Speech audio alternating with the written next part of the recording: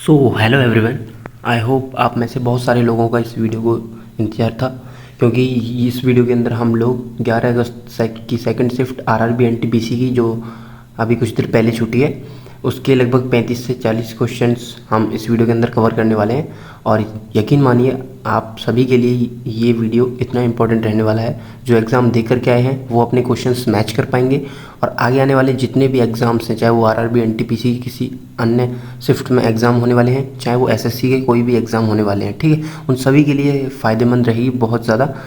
और आपको यहाँ से सीधे सीधे क्वेश्चन देखने को मिलेंगे, इसलिए आपको क्लास जो है बहुत इंपॉर्टेंट हो जाती है। और आप यकीनन आपको ये क्वेश्चन देख करके पता लग जाएगा कि क्लास कितनी इंपॉर्टेंट रहने वाली है, ठीक है। सो अगर आप चैनल पर नए हैं प्लीज़ चैनल को सब्सक्राइब कर लीजिए, क्योंकि जो भी पेपर आपका लेटेस्ट होता है उसके उसी दिन क्वेश्चंस हम लोग डाल देते हैं। सो आप वीडियो को लाइक करें एंड चैनल को सब्सक्राइब करें। Thank you. सो सबसे पहले आज का जो फर्स्ट क्वेश्चन पूछा गया कि नगर पालिका का जो गठन है वो संविधान के किस अनुच्छेद में है, ठीक है। ये क्वेश्चन आज के में पहला क्वेश्चन पूछा गया था। तो आप सभी को अगर नहीं पता है तो मैं आपको बता देता हूँ कि 243 आर्टिकल 243 पी से लेकर के और 243 जेड जी तक भाग 9 ए में ये शामिल हैं, नगर पालिका से संबंधित अनुच्छेद, ठीक है। और ये 74वें संवैधानिक संशोधन अधिनियम 1992 के द्वारा जोड़े गए थे, ठीक है। और यह शहरी स्थानीय निकायों से संबंधित हैं, ठीक है। अब बात कर लेते हैं संविधान का अनुच्छेद 243 जो क्यू है उसमें क्या है। तो इसमें नगर पालिकाओं के गठन से संबंधित बातें हैं, जिसमें 3 प्रकार की नगर पालिकाओं का उल्लेख है: नगर पंचायत, नगर परिषद और नगर निगम। कौन से अनुच्छेद में? 243 क्यू में, ठीक है। बात करते हैं नेक्स्ट क्वेश्चन जो आपसे पूछा गया है। तो नेक्स्ट क्वेश्चन हमसे पूछा गया कि हेमा मालिनी कौन से क्षेत्र से लोकसभा की सांसद हैं।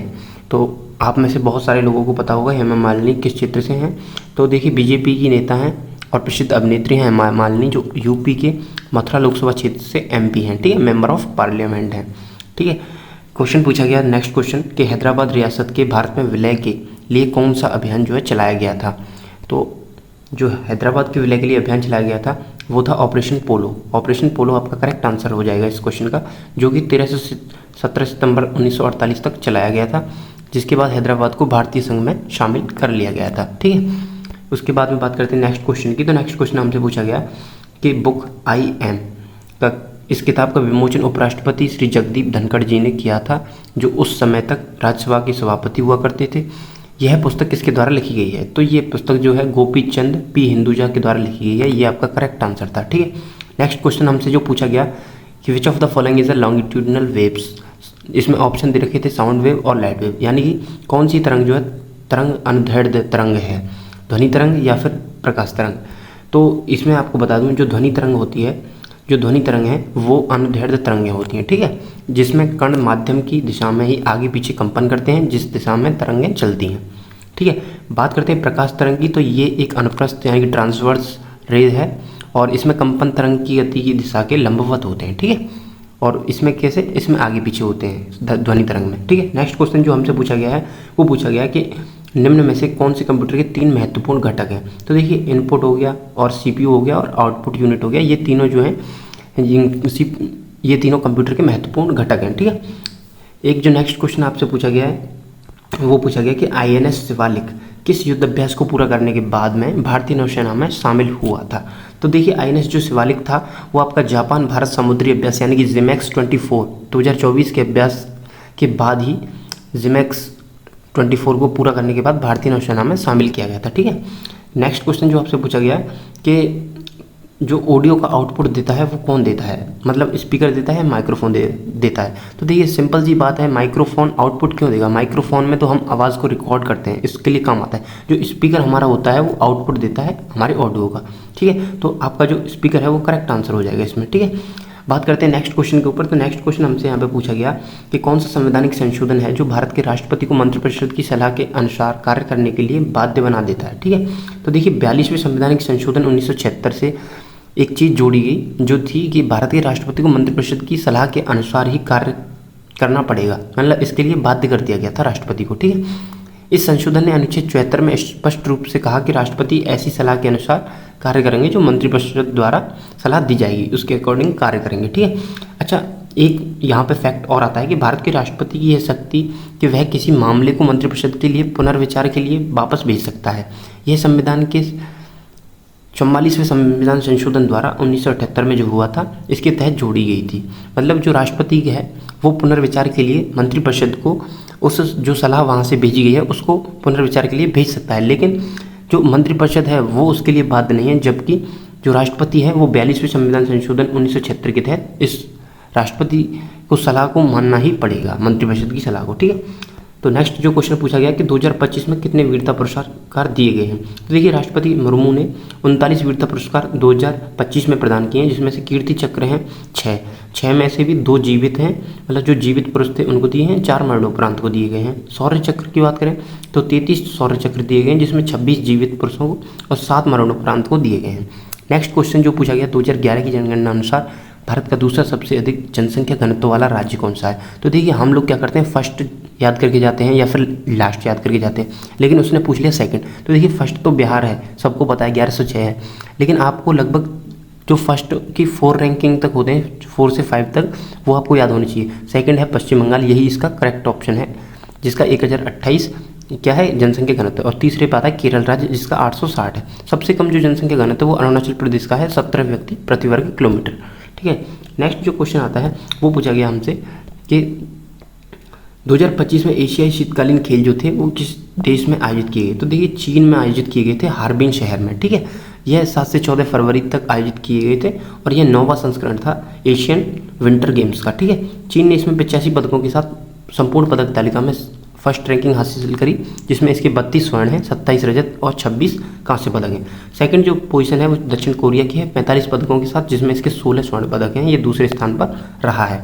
जापान ने 37 पदकों के साथ 10 स्वर्ण पदकों के साथ तीसरा स्थान इसमें हासिल किया है। इंडिया ने यहाँ पे कोई भी मेडल नहीं जीता है, इसलिए इंडिया की रैंकिंग हम नहीं लेकर आए हैं। ठीक है, नेक्स्ट जो क्वेश्चन पूछा गया द्रव्य अनुपातिक क्रिया के नियम का प्रतिपादन किसने किया था। तो देखिए गोल्डबर्ग और वागे ने यह द्रव्य अनुपातिक क्रिया जो थी उस नियम का प्रतिपादन किया था। तो गोल्डबर्ग और वागे आपका ये करेक्ट आंसर हो जाएगा। ठीक है, नेक्स्ट जो क्वेश्चन पूछा गया कि सीमेंट इंडस्ट्रीज अधिकतर कहाँ पे लोकेटेड होते हैं, यानी कहाँ स्थापित होते हैं। तो देखिए सीमेंट उद्योग अधिकतर उन स्थानों पर स्थापित किए जाते हैं जहाँ चूना पत्थर यानी कि लाइमस्टोन की प्रचुर मात्रा में उपलब्धता होती है, क्योंकि यह सीमेंट निर्माण का मुख्य कच्चा माल है। ठीक है, कैसा है, कच्चा माल है सीमेंट निर्माण का, इसलिए ये आवश्यक है। भारत में चूना पत्थर के प्रमुख भंडार हैं एमपी, राजस्थान, आंध्रा, गुजरात, तमिलनाडु और छत्तीसगढ़। ठीक है, अब नेक्स्ट क्वेश्चन की बात करते हैं। नेक्स्ट क्वेश्चन यहाँ पे हमसे पूछा गया कि ऑपरेशन जो ब्रह्मा था वो किस देश ने म्यांमार के लिए लॉन्च किया था। तो देखिए इंडिया ने ही लॉन्च किया था ऑपरेशन ब्रह्मा, जब म्यांमार में आए भूकंप आया था उस टाइम पे लॉन्च किया था। इसका मुख्य उद्देश्य था मानवीय सहायता और राहत कार्यों प्रदान करना। ठीक है, इस अभियान में भारतीय सेना, वायुसेना और नौसेना और एनडीआरएफ यानी कि राष्ट्रीय आपदा प्रबंधन ने भी सक्रिय रूप से भाग लिया था। ठीक है, जिसमें खोज एवं बचाव, चिकित्सा सहायता और जरूरी राहत सामग्री म्यांमार तक पहुंचाई गई थी। ठीक है, नेक्स्ट जो क्वेश्चन पूछा गया कि भारत के 23वें विधि आयोग के अध्यक्ष के रूप में किसे नियुक्त किया गया है। तो देखिए जो न्यायमूर्ति दिनेश माहेश्वरी हैं सुप्रीम कोर्ट के न्यायाधीश रह चुके हैं और इन्हीं को यहाँ पे 23वें विधि आयोग का दिनेश माहेश्वरी को आपका विधि अधिकारी नियुक्त किया गया है। ठीक है, नेक्स्ट जो क्वेश्चन हमसे पूछा गया उसके बारे में बात करते हैं। तो नेक्स्ट क्वेश्चन पूछा गया कि जो दूसरा पंचवर्षीय योजना थी सेकंड 5 ईयर प्लान, उसका मुख्य उद्देश्य क्या था। ठीक है, तो नेक्स्ट तो भारी उद्योगों का विकास और औद्योगिकीकरण करना यही इसका उद्देश्य था, और यह जो थी वो पीसी महल नोबिस मॉडल पर आधारित थी सेकंड 5 ईयर प्लान। ठीक है, नेक्स्ट जो क्वेश्चन पूछा गया कि ये क्वेश्चन हमने पहले कर लिया। नेक्स्ट क्वेश्चन की बात करते हैं। तो नेक्स्ट क्वेश्चन हमसे पूछा गया कि एलपीजी सुधार 1991 के समय भारत के प्रधानमंत्री कौन थे। ये क्वेश्चन लगभग कम से कम मैंने 50 बार एग्जाम्स में देख लिया, तो ये बहुत इंपॉर्टेंट है, इसको आप लर्न कर लीजिए। ठीक है, भारत ने एलपीजी सुधार के समय में ये 1991 में नीति अपनाई थी भारत ने, जिसमें आर्थिक उदारीकरण का बड़ा कदम था। यह सुधार आर्थिक संकट को उभरने के लिए लागू किए गए थे। ठीक है, जिस समय भारत के प्रधानमंत्री जो थे पीवी नरसिम्हा राव थे और वित्त मंत्री उस टाइम पे डॉक्टर मनमोहन सिंह थे। इन्होंने मिलकर के ये योजना बनाई थी और ये आर्थिक संकट से उभरने के लिए उदारीकरण की नीति अपनाई थी। नेक्स्ट जो क्वेश्चन पूछा गया कि कौन सा बैंक कृषि और ग्रामीण दोनों क्षेत्रों में ऋण प्रदान करता है। तो देखिए जो नाबार्ड बैंक है आपका, नाबार्ड बैंक ये दोनों क्षेत्रों में ऋण प्रदान करने का कार्य करता है। नाबार्ड बैंक जो है नाबार्ड, ठीक है, इसका आंसर हो जाएगा नाबार्ड, जिसकी स्थापना आप सभी को पता होगा 12 अप्रैल 1982 को हुई थी। ठीक है, नाबार्ड बैंक इसका करेक्ट आंसर था। नेक्स्ट जो क्वेश्चन पूछा गया कि शक वंश के संस्थापक कौन थे। तो शक वंश के संस्थापक माउस थे, माउस कहते हैं, जिसको मोगा भी कहा जाता है। ठीक है, नेक्स्ट दोस्तों यहाँ पे आपका एनालिसिस मतलब सारे क्वेश्चंस कंप्लीट हो जाते हैं जितने हमें मिल पाए हैं। और आपको क्या करना है, टेलीग्राम से प्लीज़ जुड़ जाना है, ताकि हम लोग क्या करें, जो भी जितने भी आप ही कैंडिडेट हैं जो हमें क्वेश्चंस भेजते हैं, वहाँ से ही हमें ये क्वेश्चन मिल पाते हैं। तो प्लीज़ आप लोग टेलीग्राम से जरूर जुड़ें और चैनल को सब्सक्राइब जरूर करें। Thank you so much for watching this video.